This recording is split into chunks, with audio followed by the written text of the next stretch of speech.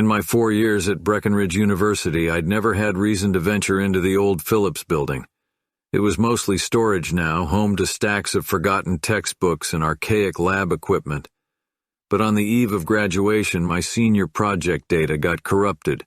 I had to get the physical copy of my research from Professor Lane's old office in Phillips. At 11 p.m., I took my flashlight and entered. The building had a smell like decaying books and wet cement. A flicker of my flashlight reflected off something metallic down the hall. A padlock hanging open on a door labeled Room 237, Authorized Personnel Only. Curiosity got the better of me. I pushed the door open, shining my flashlight into a surprisingly large room. It was filled with old psychology equipment, mannequins with half their faces missing, electrodes, and weird helmets with wires. On a desk at the center, I found a reel-to-reel tape recorder like the ones used in the 70s. Without thinking, I hit play. A crackling voice filled the room. Experiment 237, Subject 12, initiation of theta wave sequence now.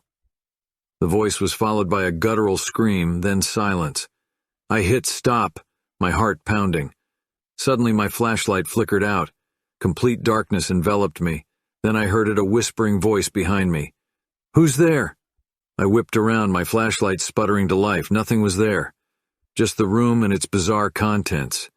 I made for the door, ready to bolt. But it wouldn't open. I pulled and pushed, but it was as if it were sealed shut.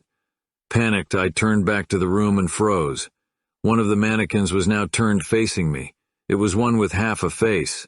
The tape recorder clicked on by itself. Experiment 237, Subject 13, initiation of theta wave sequence now. The whispering resumed, now chanting something unintelligible. My skin crawled with electric dread, my mind spiraling into an abyss. The whisper grew louder, a cacophony of voices now. They seemed to be coming from the walls, the ceiling, the very air around me. My flashlight flickered one last time and revealed the faceless mannequin inches away from me. Then darkness. I don't know how I got out. The next thing I remember, I was in front of the Phillips building, gasping for air, my flashlight lying next to me. My research was the last thing on my mind. To this day, I don't know what was in room 237. Some things are better left undiscovered, buried deep in the bowels of academia. But sometimes, when it's quiet and I'm alone, I can still hear the whispering, and it sounds like it's getting closer.